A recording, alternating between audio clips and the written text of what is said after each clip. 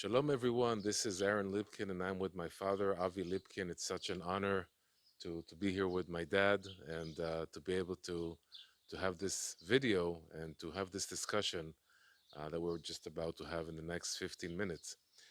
So, Dad, it's really a big pleasure to be here with you. And I wanted to start off by asking you, um, you've been traveling back and forth from Israel to the U.S. for the past 30 years. Looking back at those 30 years, what thoughts come to your mind when you want to summarize this period? Well, without generalizing too much, I would say like this. I traveled to the States for the first time 30 years ago during the Gulf crisis with Saddam Hussein. Saddam Hussein invaded Kuwait in August of 1990, and then we had a process known as Desert Shield, in which the United States and its Arab allies prepared to eject Saddam Hussein from Kuwait. And as an Israeli army spokesman, I had received many, many briefings as to what exactly was about to happen. When I got to the States, I gave lectures. The American people that heard me were astounded. Like, where does he know these things from? I didn't reveal any secrets, but they were just general knowledge. And then in January of 1991 was Desert Storm. Israel was hit with 39 scuds. But everything that I said actually happened. And when I came back in April of 1991, my Christian friends and Jewish friends were saying, "Oh, Avi Lipkin is a prophet." And I'm saying, I'm not a prophet. I'm just an Israeli army spokesman. I was told by my commanders what the strategy was and what was going to happen. But this started a 30-year career of speaking in Christian churches, primarily, also Jewish synagogues, also Messianic congregations, also civic organizations. And one of the things I noted, and this is the first thing I wanted to say, is without attacking the American media or the Canadian media or any media, most journalists are not aware of the things that an Israeli army spokesman is aware of. And therefore, the message to the people, the American people, Canadian people, etc., is going to be a very bland, politically correct message, which doesn't really say anything. And if you remember your grandpa, Izzy Lipkin, and he was watching CNN and Fox and all the different stations, and he was saying, wow, they're talking so much, but they're not saying anything. And you get up in 2 minutes and you say more than all of what they're saying. Um, I went to seminary from 1991 until 1994. In 1994, I resumed going to the United States. And there was a very, very famous PBS documentary, Jihad in America by Stephen Emerson. I mean, this was produced by PBS. What more politically correct can you have? It was promoted, helped by the FBI, the CIA, the State Department. But then it was squelched by PBS, and I was actually promoting the sale of this DVD, and it was saying exactly what the plans were for the destruction of the Judeo Christian United States of America by the fanatic Islamic Jihad. Um, my wife Rachel was watching the monitoring radio and TV in Arabic, and lo and behold, she sees the Arabic news announcers on TV, and behind them on the wall is a calendar. This is like 1995, 1996, a calendar with the World Trade Towers in New York City on fire. So this is 7 years before the attack of 9/11. And so I started talking about it because if my wife tells me something, say I'm going to listen. And I better listen to my wife. And I don't know if you remember, Hannity, of course, is one of my great heroes. He had a partner for many years, Alan Combs. And Alan Combs was a liberal. And they had a program called Hannity and Combs. And then they split up, which happens in show business. And I tried to get my agent to get me onto the Alan Combs radio show. Nothing worked. And then one day, it's a long story, I get a call from Alan Combs. He wants me on his show. And he said to me, "How did you know about 9/11?" I said, "Well, my wife told me." She says, "Well, you shouldn't listen to your wife. Why do you listen to your wife so much?" But the fact was that Rachel saw the towers on fire. And this is many, many years before. And then about 5 years before, I wrote my first book. It was a pamphlet. And then it expanded in 1997, which is 4 years before 9/11. And I wrote about the attack, the impending attack on the World Trade Center by these fanatic Islamic forces. And at first, everyone said, "Oh, Avi is a racist and Avi is not politically correct." And after the attack, they said, "Avi's a prophet. Avi's a prophet." I said, "I'm not a prophet. I just listened to my wife, Rachel." And so the thing is, when you are married to a woman who is a live wire, and for 30 years she's giving you all this information, which American people are not going to know about, and Canadians, they're not going to know about it. I'm not attacking anyone. I'm just saying the media will not know about it. And if somebody like me comes along with these stories, it's like off the wall. They think the guy's crazy. It's not politically correct. So it says in Hosea 4:6, "My people are destroyed for lack of knowledge." And I feel like an Ezekiel 33:6 person who is commanded by God to blow the shofar if he sees the sword coming. And it says if the sword comes and the shomer, the guard, did not blow the shofar, the blood of the people is on his hands because he didn't issue the warning. So my travels and my 7 books and all the CDs and DVDs and tapes, everything we've been doing together is basically to get the information out there where otherwise people are not going to have the information. And so I'm very happy to this day. We have 5,000 Facebook friends, 2,000 followers.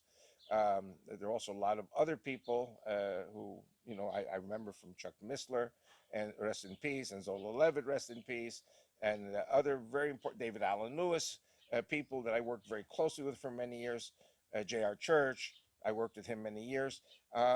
So, wherever the door opens, I would go. And today, you're basically the door that I'm going through. You mentioned 9/11, and I remember, walking with my wife and our firstborn Evietal, and I got the phone call from mom saying, that the towers are on fire, and we immediately ran to watch TV, and we immediately knew after we understood it was a terrorist attack that this was done by Muslims. This was the the By the way, Muslims are good people. This is not all the Muslims. This is just a small group of people who are paid terrorists. this was done by the Islamic ideology. Yes. And suddenly everything you've been preaching about, everything you've been talking about, um, was suddenly evident. And you said, so many people said, "Wow, Avi is a prophet. Avi is a prophet." I remember you got stuck there in the U.S. because of the travel ban of 9/11, and suddenly people were reaching out to you, wanting to learn more. And so, looking back at the situation then and the awareness that people had for the problem of extreme Islamism, um, today, when you're looking at today, when you're seeing the situation today in the United States, Canada, but also in the Islamic world, where that is the Sunni Shiite rift, the Arab Spring, what are your thoughts? Well, indeed, after 1,400 years of Islam, we see a revolution taking place in the Islamic thinking because we have today internet, modern communications, and there is no doubt that the Islamic world is today shaped very much by these modern communications and the internet, and like you said, the Arab Spring. Though it's very hard to have an Arab Spring in the Islamic world because it, democracy is a Judeo-Christian idea, and there are many people who say, "Well, this is not in Islam," so they're going to fight it. But the mechanisms are there for some kind of a debate or maybe war between the Shiites and the Sunnis. This is a war that has been going on for 1,400 years. And basically, there is no end to it because it's not about theology. It's about who's going to control the great Islamic empire. And there is a great Islamic empire throughout the world today. We might not like it, but the Shiites and the Sunnis are fighting over who's going to control the turf. It's kind of like two mafia families who are fighting over who's going to control the turf in the business dealings that they have. It's all about money. It's all about who controls. Of course, theologically, they say, well, it's those who follow the dynasty of Muhammad, and there are those who follow the three caliphs that replaced him afterwards. That's all it is. If there is no democracy, then there can be no repentance. There can be no repairing the relationship, and basically, the Shiites and Sunnis will continue fighting each other. It has to be stressed also that this type of thinking in Islam is leading to fighting between Sunnis, and Shiites, and they're fighting each other. It is the fulfillment of Genesis 16:11, which says basically that Ishmael will be fighting against all his brethren, and Ishmael is the chosen son according to Islam, and so you have to be careful what you pray for. Abraham, Isaac, and Jacob are the patriarchs of the Jewish people and the Christians, and we always seek peace. We have in our Ethics of the Fathers, chapter 1, it says, be as the disciples of Aaron, uh, seek peace, promote peace, love your fellow creatures, not only human beings, your fellow creatures, and bring them close to the Torah. The Torah is God's word, and it's a system we should be living by. You mentioned the Torah, and something that you've encountered when visiting churches and congregations in the U.S. and other places is that as a Jew coming from Israel, encountering Christians, um, and trying to evaluate what is the special connection between the Jewish people and Judaism and Christianity, Christians, and the nations in general. And one of the things that came up um, during that thinking and connection is the idea of the Bible Block Party, which you've been thinking for a long time. I think it was a dream of yours for 20 years, or maybe even more than that, that you tried to push forward, and there were many obstacles, as we know. And finally, the party is up and running, and what we just went through three elections. Your party participated in those elections.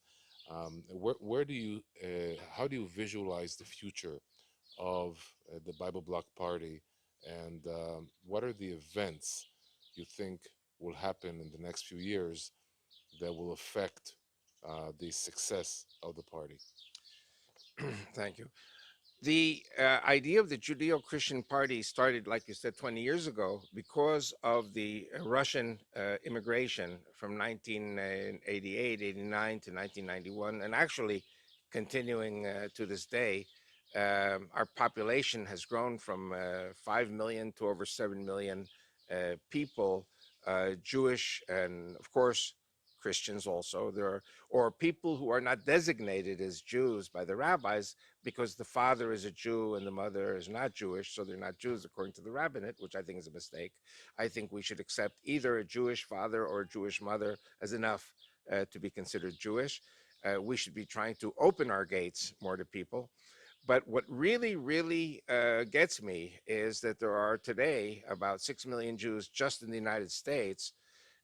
These Jews are married to 4 million non-Jews. Again, the question is, what's a Jew? What's a Christian? What's an atheist? What's an agnostic? There is a potential pool of 10 million immigrants who could be coming to Israel very soon. Um, I want to say, without attacking anyone in the United States, I'm very fearful of a civil war. A civil war in America is the one thing that could destroy America. As long as the United States, Putin said it just a few days ago about Russians. When the Russian people are united, nobody can defeat them. The same with the Americans. When the American people are united, nobody can defeat them. And from what I remember from my studies at New York University in 1966 to 68, that there's an entire generation of students today in their 70s, like me, who have become professors. They are very much influenced by Marxist and socialist ideologies. anti-God, anti-Christian, anti-Jewish. I don't want to say anti-Semitic because the Jews are not anti-Semitic, but they are anti-God, atheists. I see it in my own family. And these people, by their adamant hatred of President Trump, without saying Trump is good or bad, but he's the president of the United States. He's been doing a good job until now. And the whole idea of this rabid, this is the only word I can use. Rabid means incurable hatred of the president and the hatred of God and the hatred of the Bible, and in many ways the hatred of Israel. I believe this is going to set into motion eventually, in different ways, a massacre, a Holocaust against the Jews and Christians living in America, maybe Canada, maybe Europe. There are fanatic, again, not all Muslims. Muslims, 90% at least, are peacekeeping, but there are those 10%, according to the Canadian police that I've spoken to, that they have plans for the annihilation of the Jews and their Christian spouses, which means that if 10 million Jews and Christians move to Israel, my party becomes the biggest party in the Knesset. It's only a question of time. Um, when you look at the future of Israel, we just mentioned the possibility of, um, you know, hundreds of thousands, possibly millions of Jews returning back home to their homeland in Israel. Um, but when you look at the future of Israel, where is Israel going to be in, let's say, 10 years or 20 years, as a country, as and also in the region? I'm going to go out on a limb now, and I'm going to say things which some people say this guy's nuts, but this has been going on for 30 years already, so it's nothing I'm not used to. If we look around us, we have countries, like I said before, that are not democratic countries. They are totalitarian countries. And there are elements which suppress every other element until there is a revolution or military confrontation between those different groups in that same country. For example, you have a country today like Libya, and you have two different groups fighting each other, basically representing different tribes, different interests, backed by different powers. And there's really no solution for Libya until one side completely wipes out the other side, because again, there's no forgiveness and there's no way to make peace between them. Now, there is, of course, a group called ISIS or ISIL or Daesh, we call it. And they were defeated, supposedly, in Syria and Iraq. See, it turns out they're not so defeated. And there's a lot of fighting going on. They are Sunnis and they're killing Shiites in Iraq. The Shiites are backed by Iran. There is no good guy here. They're all bad guys and they're all killing each other mercilessly. Now, the reason I'm mentioning this, you're asking about where are we going. We are the only island of peace, democracy, tranquility, and stability in the Middle East. We have countries, and I'm going to name them now. We have a country, for example, like Jordan. We have a peace agreement with Jordan. Many in Jordan still hate our guts. 80% of the Jordanian people support ISIS. 80%. Who's keeping a lid on things? King Abdullah. So, of course, King Abdullah, and remember his father, King Hussein, even when we didn't have a peace agreement with Jordan, we had excellent relations with King Hussein. He would be driving up and down Allenby Street in Tel Aviv with Rabin. Like there are things that happened that we were the best of enemies. And Jordan is a very important ally for us. And I'm very happy that Rabin made peace, with Jordan. I'm very happy that Jimmy Carter forced Begin and Sadat to make peace with Egypt. Today, we're closer to Egypt than at any other time in our peace relationship since 1979. But today, Jordan faces a problem. I call it the one bullet theory. The one bullet theory, one bullet kills King Hussein, the country will very quickly become an ISIS country because 80% of the people support ISIS. You've got tribes, you've got military leaders, and people are going to say, you know what? This is what we believe in. And many people in Jordan hate King Abdullah because he's Western educated, he's more liberal, he's trying to keep a lid on things. He's been successful until now.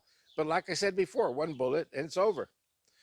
Saudi Arabia has a very similar problem, but it's exacerbated by the 92% of the population which support ISIS.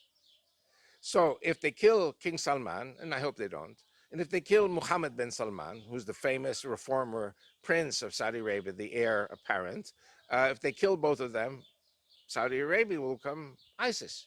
Um, when you have these black flags of ISIS along the Jordan River, that means that they're going to be digging tunnels under the Jordan River for terrorists to come across and to attack Israel. So I ask you a rhetorical question.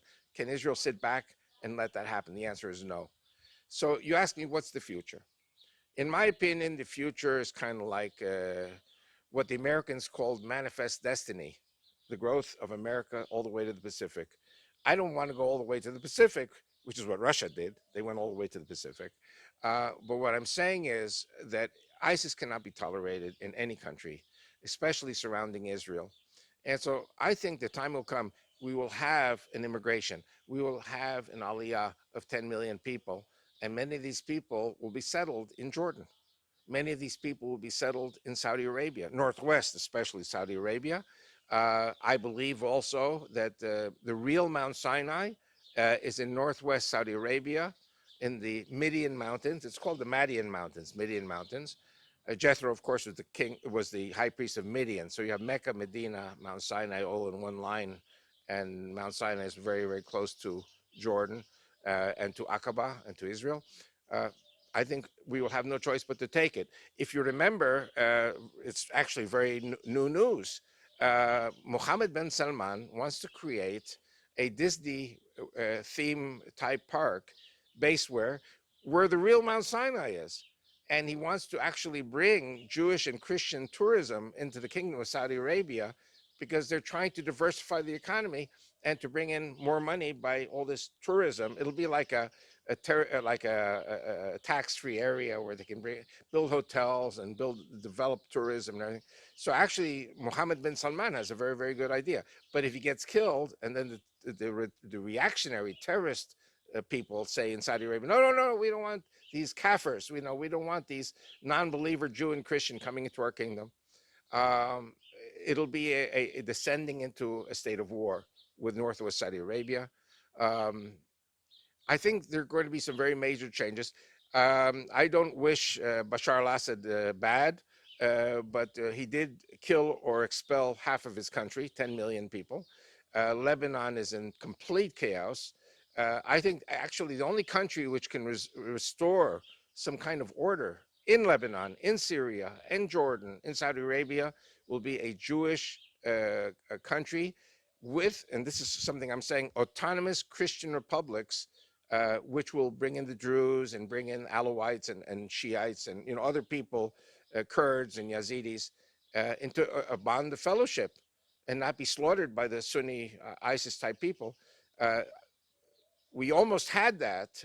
If you remember, just before the Russians and Putin came into Syria about 6 years ago, um, uh, there was a threat to the Druze people on Jebel Druze, and we had a Druze minister, Ayub Kara, in the Israeli government, who came to Netanyahu and said, "Please, either you invade South Syria to deliver our people from death at the hands of ISIS, or let us send our Druze volunteers from Israel, from the Israeli army, to go to defend their brethren on Jebel Druz."